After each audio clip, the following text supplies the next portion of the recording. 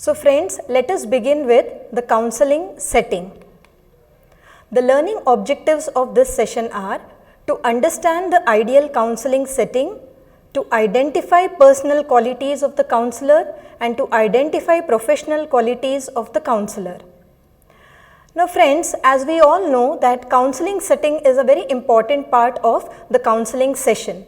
We have already seen that relationship building is something very important, and the client and the counselee should develop a relationship of trust.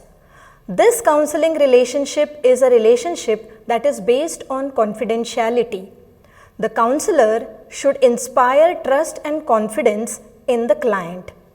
Basically, the counseling setting should be such that the client should feel welcome and relaxed, and he should feel motivated to share his feelings.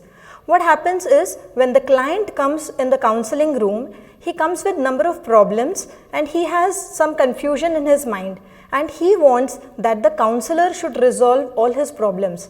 So first thing is, when he enters the counseling room, the counseling setting that he sees around will actually help develop the relationship of trust. In the counseling setting, there are few important factors. In the physical setting of the counseling room, there are certain points which are very important. So the first thing is that the counseling room should exude warmth and comfort. It should be properly lighted. It should have adequate ventilation, and the room has to be neatly arranged. Preferably there should be no clutter, and this room should be such that it ensures confidentiality between the counselor and the counselee. In the counseling setting, the next important thing is the counselor should observe the following, that is solere. Now what is this solere? The counselor should sit squarely, that is, he should sit face to face with the client, and there should be no barrier or no obstacle in between. Like if there is a table, we must see to it that there is no flower vase which is coming in between the counselor and the client. Then there should be open posture. Now what is open posture? Now when we study something about body language, we have learnt what are postures. Now usually we see that closed fist or folded hands, these definitely talk about closed postures, but herein the counselor should have open posture. So keep your hands open. You can keep your hands on the armrest of a chair, or just you can relax your hands on the table. But while sitting, the counselor should have an open posture so that it is more appealing to the client.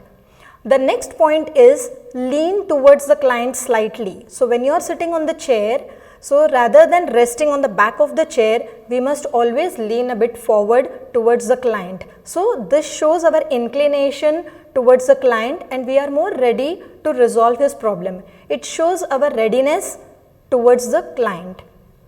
The next important point is eye contact. So the eye contact should be proper. That is, you should not be staring at the client. At the same time, you must not have shifty gaze, or you must not have eyeballs shifting from one place to another. So the eye contact should be proper. And lastly, the counselor should have a relaxing manner. That is, basically the counselor should be quite relaxed so that the client also feels relaxed in this counseling session. Now let us have a look at certain personal qualities what the counselor should have. Now they are, the counselor should have a positive mental health, open-mindedness. He should be genuinely concerned for fellow human beings. That is, he must have a genuine concern towards human beings. The counselor should be more caring and must have an understanding attitude. These are some of the important points to be an effective counselor.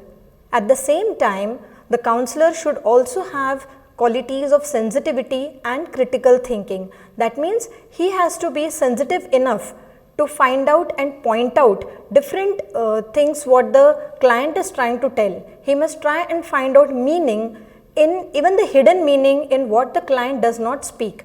And many a times the counselor has to have critical thinking, that is, he must be able to resolve the problems of the client. Now he also have certain personal qualities like self-awareness. Now, self-awareness includes awareness about your own self. At the same time, the counselor should also be aware about others' feelings and emotions. He must have clarity about his or her attitudes, his motives, beliefs and value system. The counselor should have a very helping attitude with sensitivity and empathy. See, empathy is a hallmark of this relationship, and empathy is something which is very important while building the counselor-counselee relationship. Basically, in empathy, the counselor should feel exactly just like the client or the counselee feels. At the same time, the counselor should also have a sense of warmth and genuineness in helping others. Now, let us look at some of the professional qualities. See, counseling basically is a professional work, and therefore, the counselor should have certain professional qualities. In that, the first one is he should have proper education and training. That means no Tom, Dick and Harry can just come and become a counselor. See, many a times I have heard people saying, or most of the time layman feel that any one of us can just go out and give counseling to people. But counseling is something which is very scientific process, and hence the person must be properly trained in this activity. He must have adequate skills and competencies that are required for counseling. He must adhere to counseling code of ethics. Now, we all know that in counseling it is very important to follow certain ethics, and these ethical concerns are very important. Out of that, the most important one is to maintain confidentiality, develop a relationship of trust. Only then the counselee, only then the client will confide in you and express his problems. Then the next quality what the person must have is he should have a proper academic training in counseling theory. So, you just can't wake up of sleep and simply start counseling. You must be aware of all the different theories of counseling which we have seen in our previous chapters. He must follow ethical guidelines for professional conduct, as it has been repeatedly told again and again that to follow the ethical guidelines is one of the important professional ethics of a counselor.